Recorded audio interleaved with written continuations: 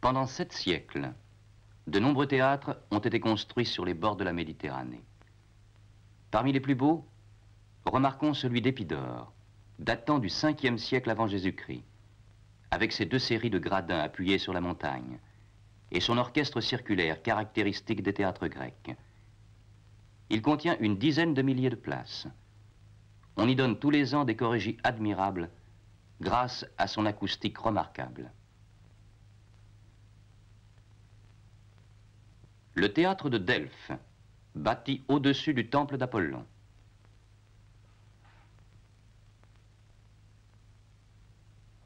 Celui de Pergame, d'une construction audacieuse et impressionnante.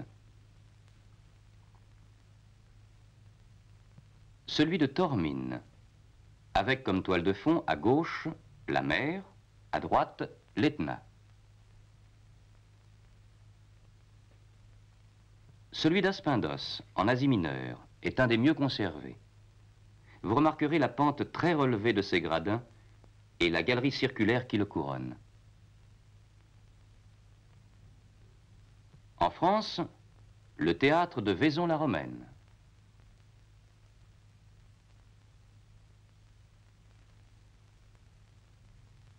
Et, tout proche, de dimensions très voisines, mais fermé par un grand mur, celui d'Orange.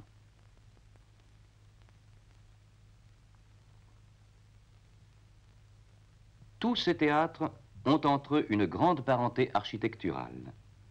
Pas de toit, galerie supérieure, gradin circulaire avec promenoir appelé diazoma,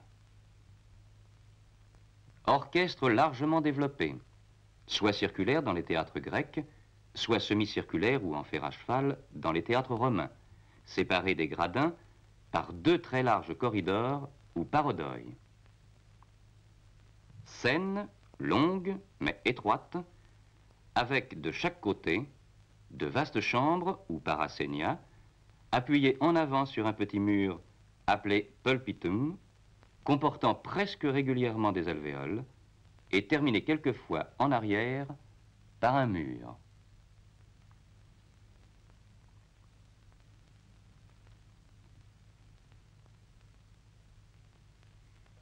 Voici à titre d'exemple les gradins et le mur d'Orange.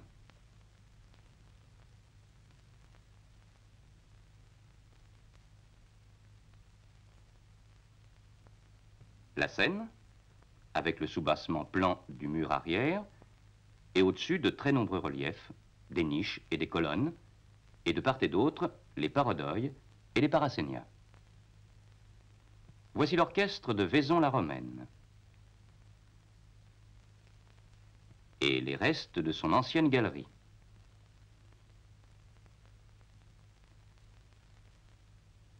Le pulpitum de Vienne,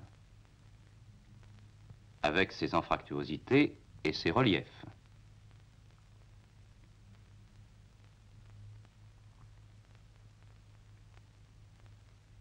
Or, tous ces théâtres ont une acoustique absolument remarquable. On entend de toutes les places, et il y en a souvent près de 10 000. Comment ce résultat est-il lié au type de construction? C'est ce que nous avons cherché pour en tirer un enseignement. Une première étude a été faite sur une maquette en staff du théâtre d'Orange. L'émetteur est alors une source d'ultrasons, c'est-à-dire de son dont la longueur d'onde est réduite par rapport au son moyen de la voix suivant l'échelle de la maquette. Un micro-récepteur fixé à un bras mobile peut se déplacer le long des gradins. On enregistre sa réponse suivant la présence et la constitution du mur, dont le bas réfléchit et le haut diffuse.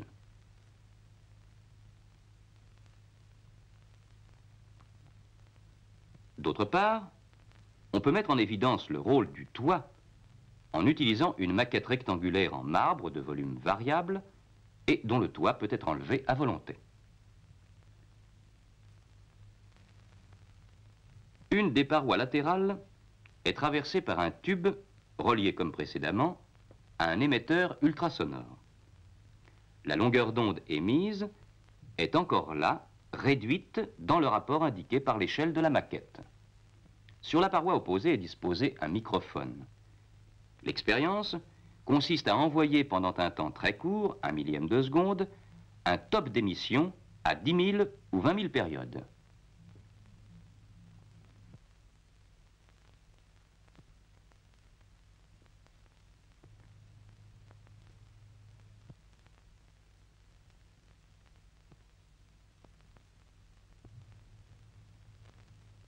On reçoit sur un oscillographe cathodique d'abord l'émission arrivant directement, puis tous les échos successifs.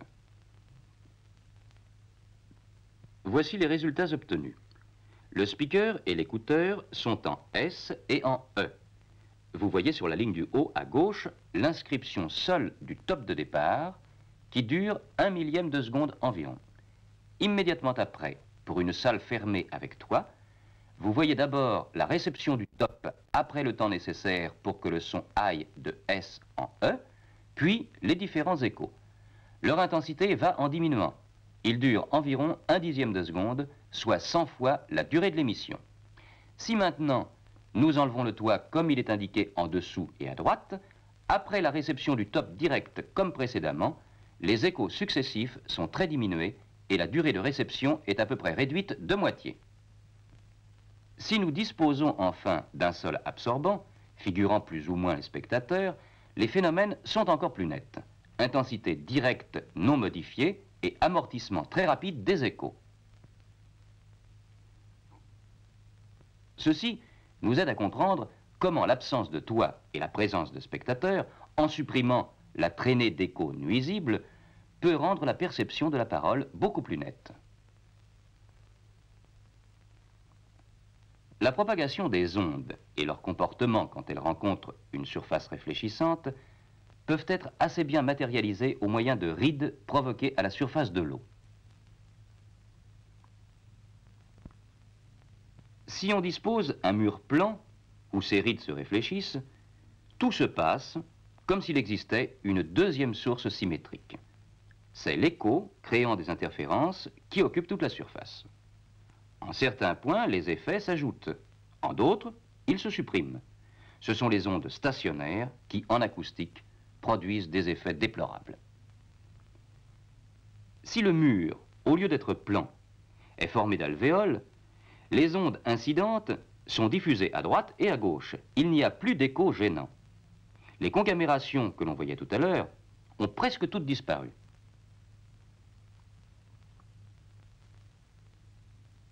Le phénomène est d'autant plus net que la longueur d'onde est petite vis-à-vis de la dimension de l'alvéole. Le mur du théâtre d'Orange, qui précisément dans sa partie supérieure comporte des niches, des motifs architecturaux très en relief, des décrochements, des colonnes, diffuse donc sur les côtés les ondes incidentes et supprime les échos gênants. Il en est de même du pulpitum sur lequel repose la scène en avant. Voici le profil du théâtre d'Orange. Vous voyez les ondes directes et réfléchies se propager le long des gradins, et en haut, une réflexion favorable due à la galerie supérieure qui seule subsiste encore à Aspendos. On peut ainsi schématiser la propagation des rayons sonores. D'abord, le rayon direct allant de la source à l'oreille de l'auditeur assis sur un gradin. Ensuite, le rayon réfléchi par le miroir constitué par l'orchestre qui, à ce point de vue, doit être entièrement dégagé.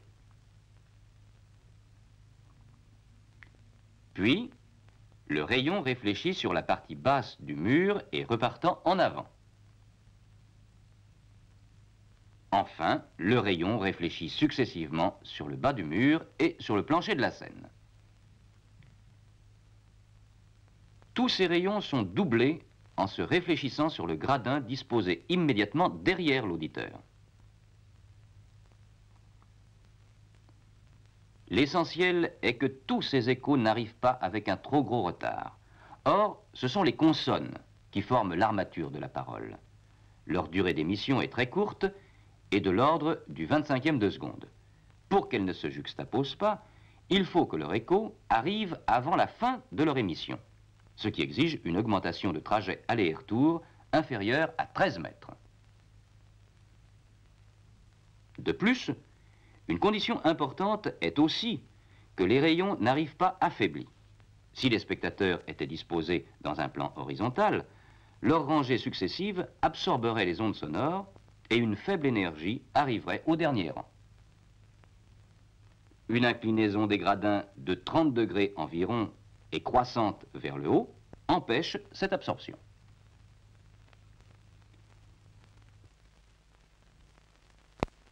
Toutes ces remarques imposent les conditions suivantes.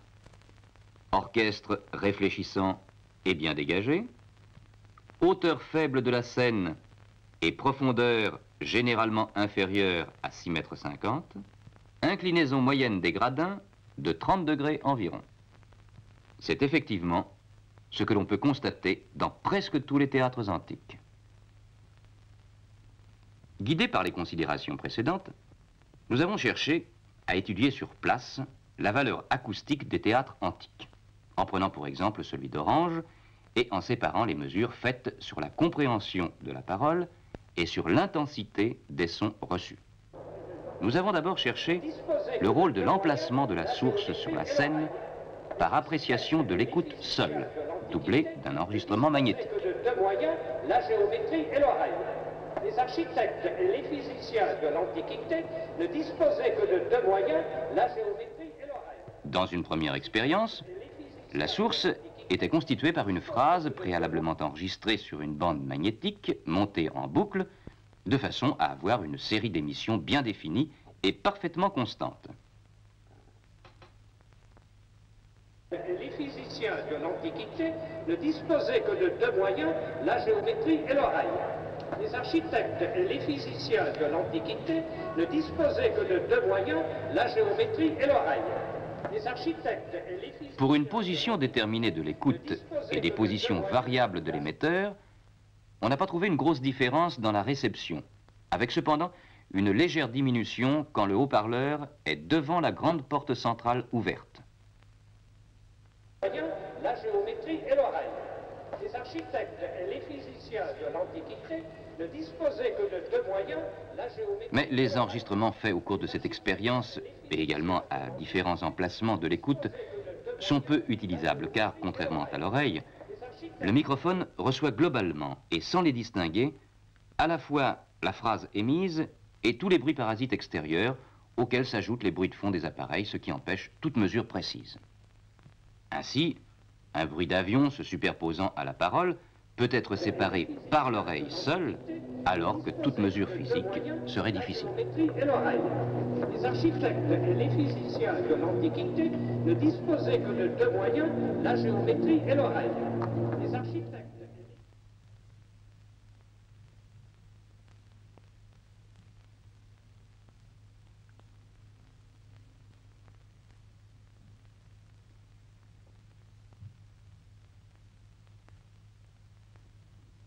et l'oreille. Les architectes et les physiciens de l'Antiquité ne disposaient que de deux moyens, la géométrie et l'oreille. Les architectes et les physiciens de l'Antiquité ne disposaient que de deux moyens, la géométrie et l'oreille. Les architectes et les physiciens... Nous avons ensuite utilisé pour l'étude de la répartition des intensités une source de bruit blanc, c'est-à-dire un bruit où toutes les fréquences sont également représentées, et ceci dans de bonnes conditions de silence. Ici, à Vaison-la-Romaine. Avec un bruit blanc, les effets dus au maxima et au minima des ondes stationnaires d'une fréquence unique s'estompent et les résultats deviennent cohérents.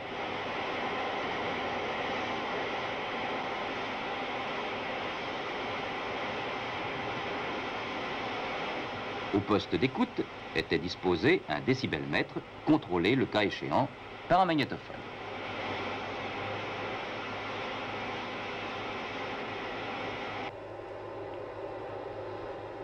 Les expériences ont été faites pour 3 positions de l'écouteur, dans le bas, au milieu et en haut, et 2 positions de l'émetteur, en avant et en arrière de la scène.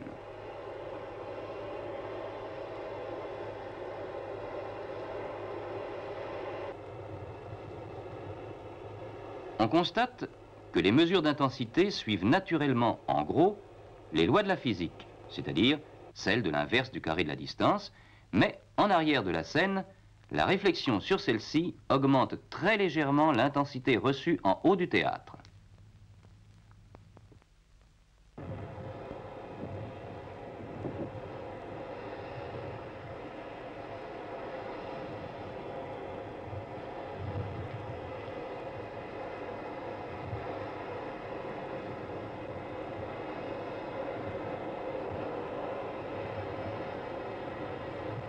Pour les mesures délicates de compréhensibilité, il a paru nécessaire d'opérer la nuit en l'absence de tout bruit extérieur.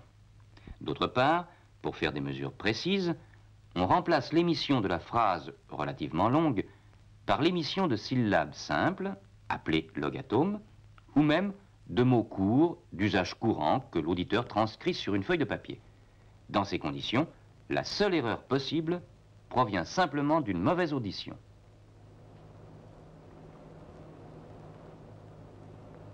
Endurer, avoir, goder, purger. Si par exemple sur 100 logatomes émis, 75 sont correctement notés, on dira que la compréhension était de 75%.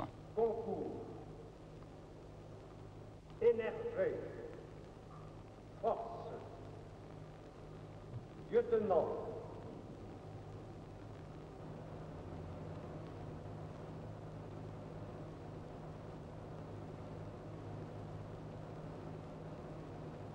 concorde, forger, livre, carotte, torpilleur, dynamo, astronome,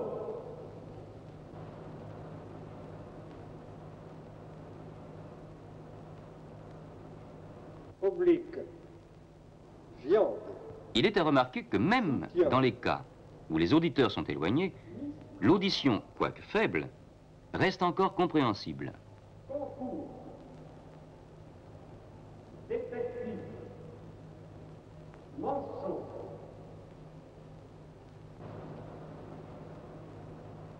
sanglot, usine, vibration, modique, dessous, chenille, baromètre, obligation, cramoisie, modérateur, instructeur, cuirasse, Deux types de mesures peuvent se faire en même temps. Résultat donné par un auditeur déterminé pour différentes positions du speaker, et d'autre part, résultat obtenu en différentes places des gradins pour une position unique du speaker. Voici pour les mêmes listes de logatomes l'affichage des résultats obtenus après permutation des auditeurs et calcul des moyennes à Orange et à Vaison.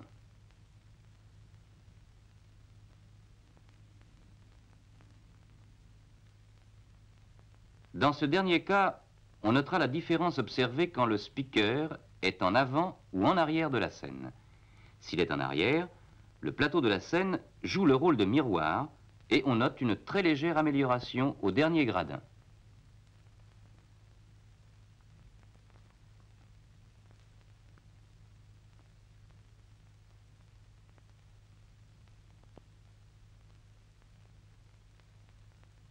Voici pour les mêmes logatomes les résultats obtenus pour les deux théâtres considérés comme les meilleurs à Aspendos et à Épidore, avec cette remarque qu'au niveau du diasoma, c'est-à-dire du déambulatoire qui sépare en deux les gradins, l'écoute est meilleure. Or, il est tout à fait remarquable que là se trouvaient précisément les sièges réservés aux autorités. Ainsi, la bonne audition en ces points semble ne pas avoir échappé au constructeur. Cette finesse dans l'audition est encore corroborée par le fait que dans l'Antiquité, on avait su distinguer les théâtres où l'on parle de ceux où l'on fait de la musique, et construire pour chacun d'eux un édifice différent, ce qui illustre la construction des 2 théâtres de Pompéi. Et tout cela a été fait sans l'emploi des moyens modernes d'investigation, microphones, haut-parleurs, amplificateurs, magnétophones, oscillographes, mais uniquement en utilisant l'oreille.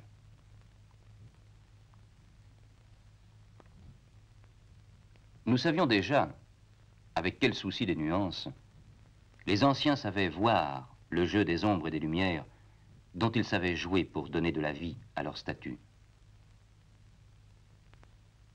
L'élégance et l'équilibre de leurs monuments, où ils savaient supprimer la raideur des lignes droites, nous prouvent bien l'acuité et l'intelligence de leur regard. Nous venons d'apprendre qu'ils savaient aussi entendre. Ainsi, la finesse de leur sens allait de pair avec la finesse de leur esprit.